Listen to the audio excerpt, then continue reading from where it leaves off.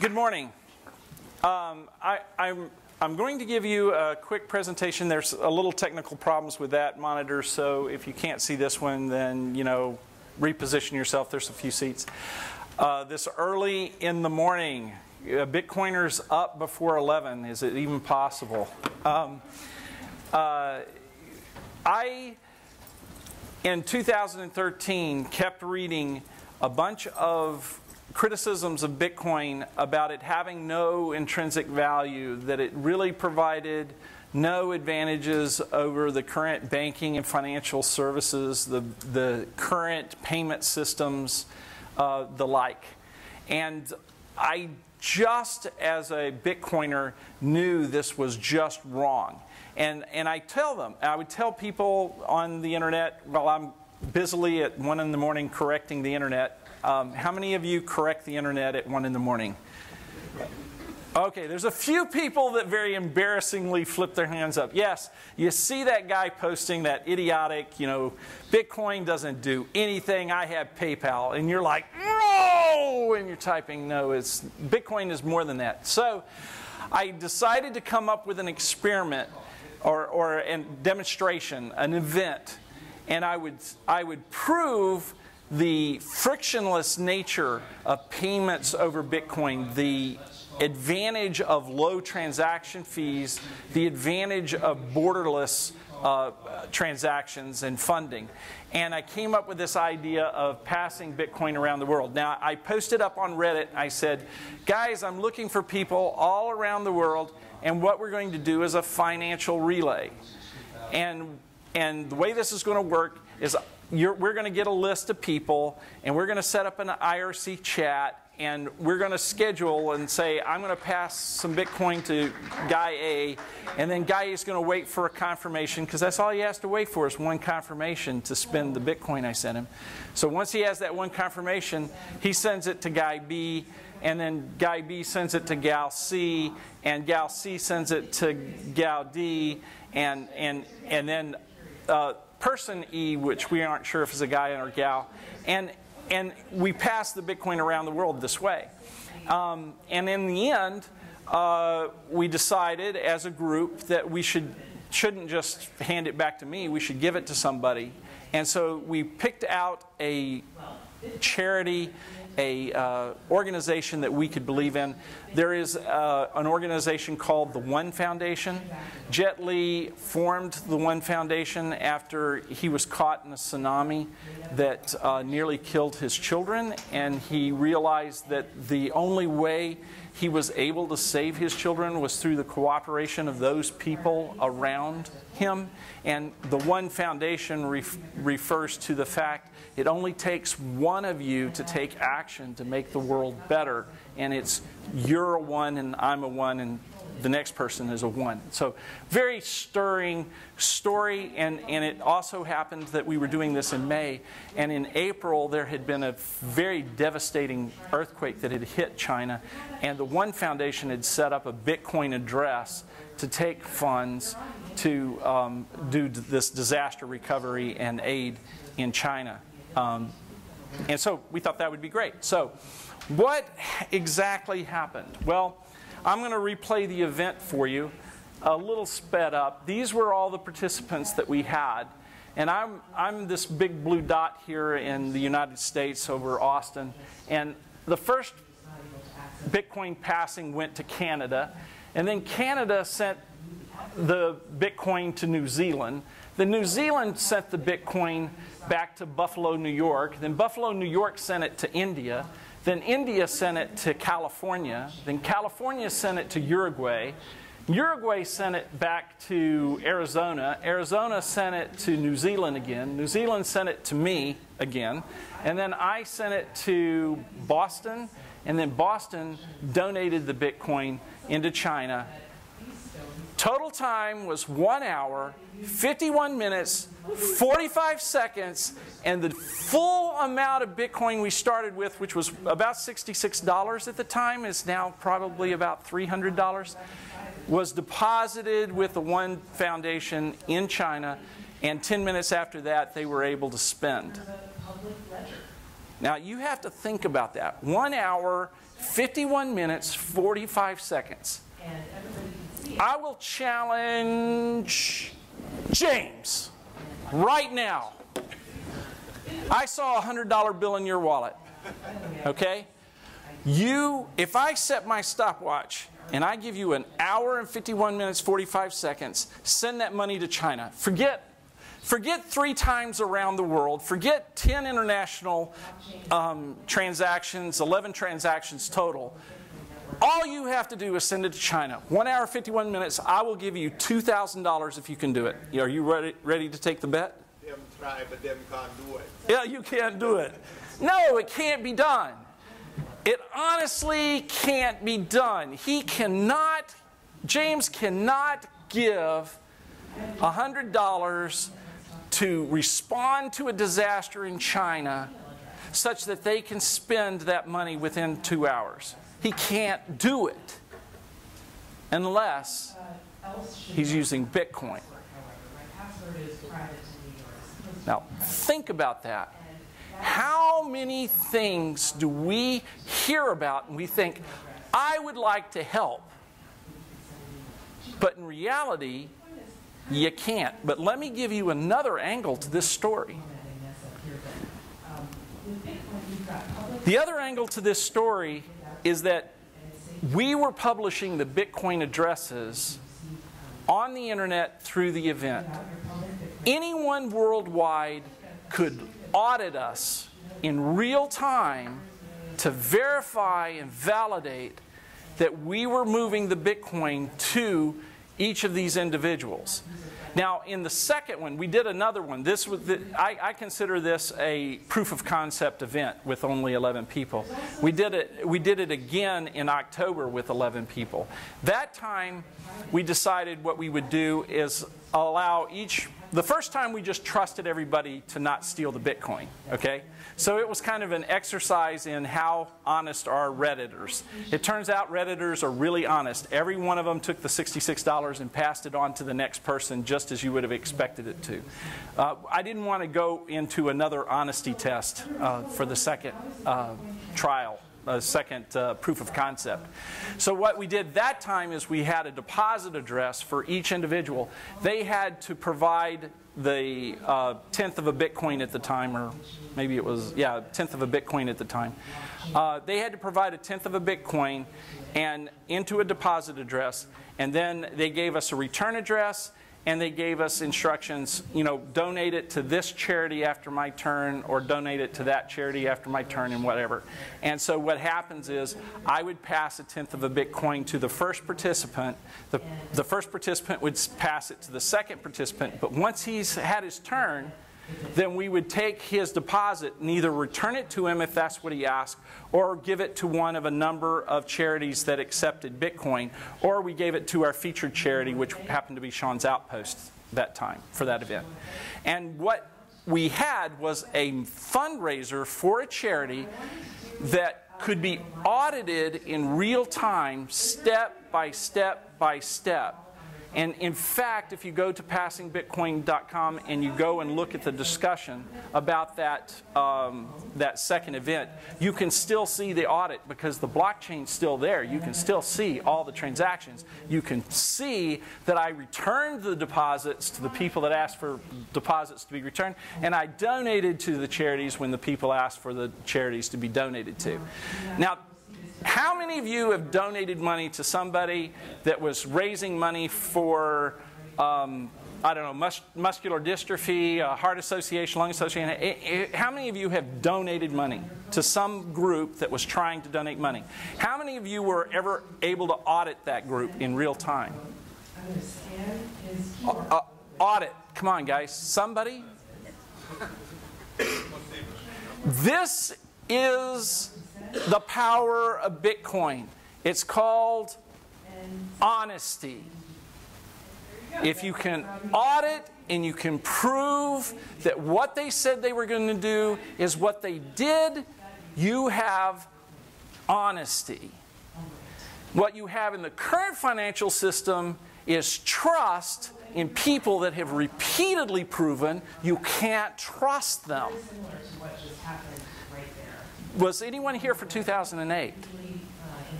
Did anybody notice the whole banking thing? The world collapse and stuff? Did anybody? That's not honest. That's a bunch of systems that can't be audited, and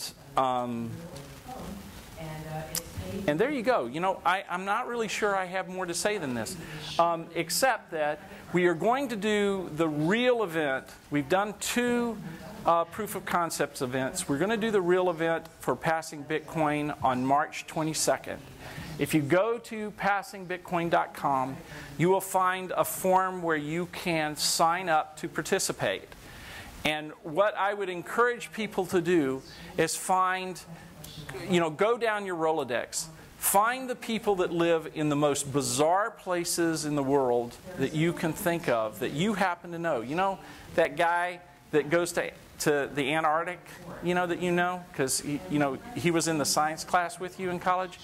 Get him in touch with me. Wouldn't it be cool if we could do one of the passing to a guy on a boat out in the Arctic Sea? What about that guy in Russia? Every one of it. How many of you have a Russian friend? I have a Russian friend. A lot of.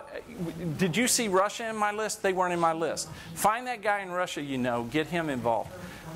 Let's make March 22nd a banner event. I want about 100 people. I want them spread around the world. I don't want to be so U.S.-centric, but I will take who I take, 100 people to prove the frictionless power of Bitcoin and make something that the Wall Street Journal can stand up and go, wow, you can really do that? 100 transactions and you did it inside of 6 hours? Really? Can you do that? Yes, you can do that.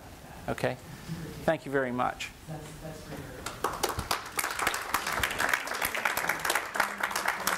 Yes, James. Well, wait, James.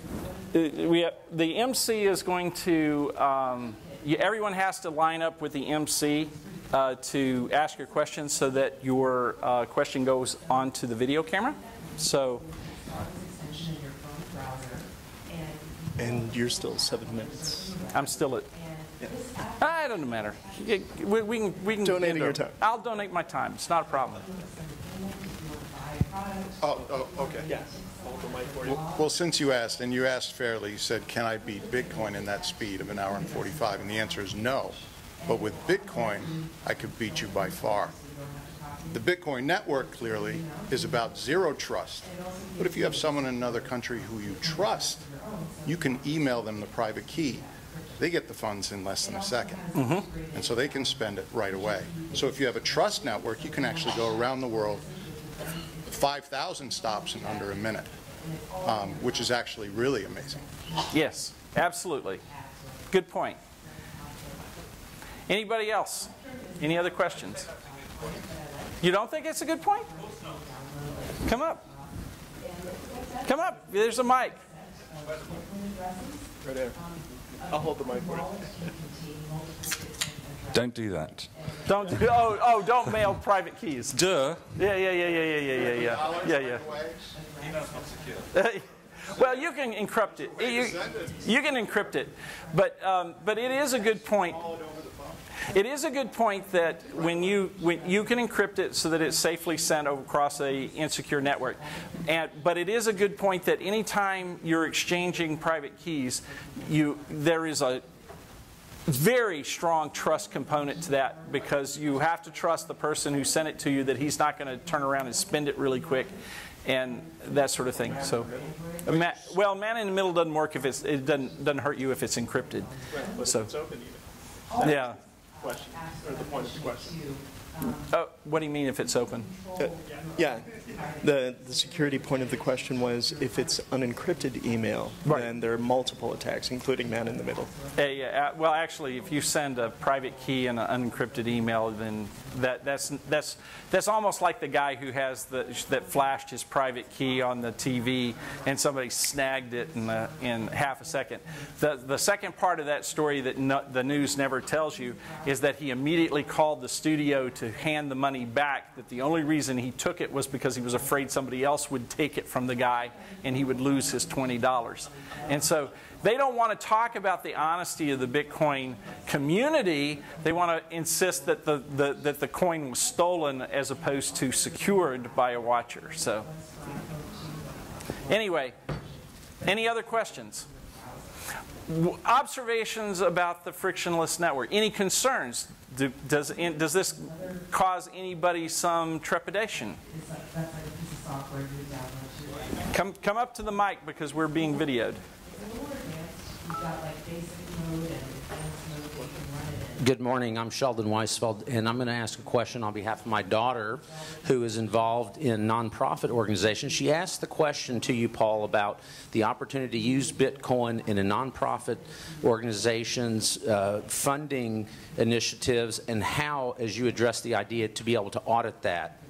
And perhaps others might have a question or some more clarity on how does Bitcoin allow a nonprofit entity to integrate it in their initiatives of raising capital and audit that? Okay, that's a very, very good question. Let me give you a sketch of the future, and I guarantee you this is the future, no matter what fate of Bitcoin, what fate Bitcoin faces.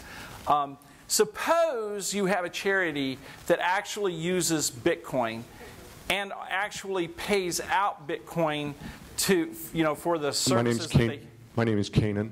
I'm curious what the advantages or disadvantages are of, for example, using blockchain on your phone as opposed to one of these other picked apps. Up another speaker. I know blockchain is, I guess some of these apps, that wallet is actually on your phone as opposed to on a website. Is that correct? And so what's the advantages and disadvantages of that? Talking about the blockchain now. With something like blockchain.info. Well, I'm not here either. Channel 3? No. Oh yeah, I am now, and I'm good too. I'm hot. Okay, let's look at it. Are we good? Okay. My mic's good. All right. We have a guy up here in front who actually does accounting software for Bitcoin. And let me give you a picture of what I believe he will eventually do for charities.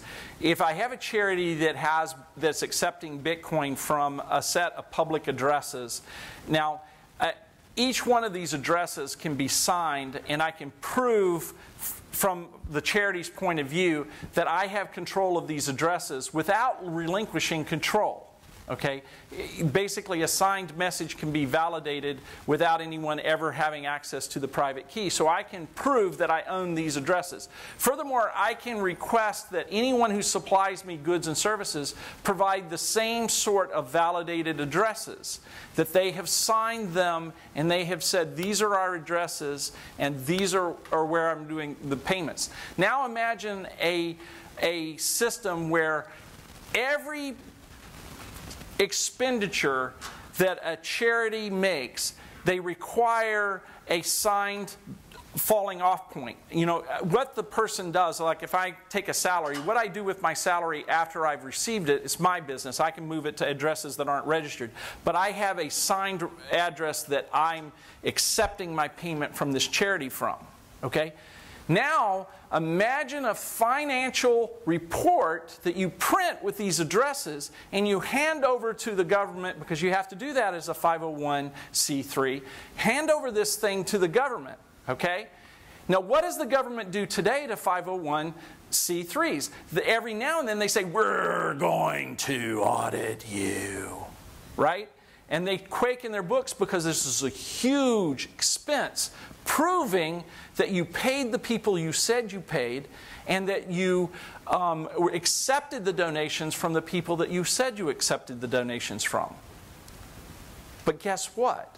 If you've done it with Bitcoin and you've printed all of these signed addresses and it's all part of the form, you're already audited. You turned in not a financial report. You turned in an audit. They come to you and they say, well, did you really pay him? Look at the blockchain. What about this? Signed. Look at the blockchain. There is no room to lie. So this is the future of cryptocurrencies. There are places where you can tumble your money and keep your privacy as an individual, but there are some organizations that it's very important for them to be transparent. And charities happen to be one of these organizations where it is a huge benefit to be transparent. Done. How many people here would prefer to donate to a charity that is honest? Okay. How many prefer the ones that won't tell you where their money goes? Is this really, people are calling for regulation. Bitcoin is the regulation we need. Out of the box. Come on, guys, this is exciting stuff. All right? Any other questions? Or are we out of time? What does our time look like? We've got more Q&A. Still at 19 minutes for Q&A. Yeah, that's fine. Look, guys, go ahead. I've got a question on the that original passing where you did 11, and you said the exact amount was sent. No minor fees were included in Well, the participants donated the minor fees. Okay. And the mining fees amounted to about 5 cents per transaction, so they didn't really care. And so even if I had put in 5 cents times 66 times 11, 55 cents for a transfer of $66, yeah, there you go. It's not a problem. Okay, I'm all about getting the message across. I feel like I've gotten the message across. I don't necessarily need the time. So I think I'm going to call it quits here. And guys, I really appreciate your attention, and I hope that you will evangelize the Passing Bitcoin Around the World event. And go to passingbitcoin.com, tweet it, social media it, talk about it. I don't know, post something that says, gosh, Mt. Gox, passing Bitcoin around the world. Whatever it takes to drive traffic, right? Okay. Thank you very much. Thank you.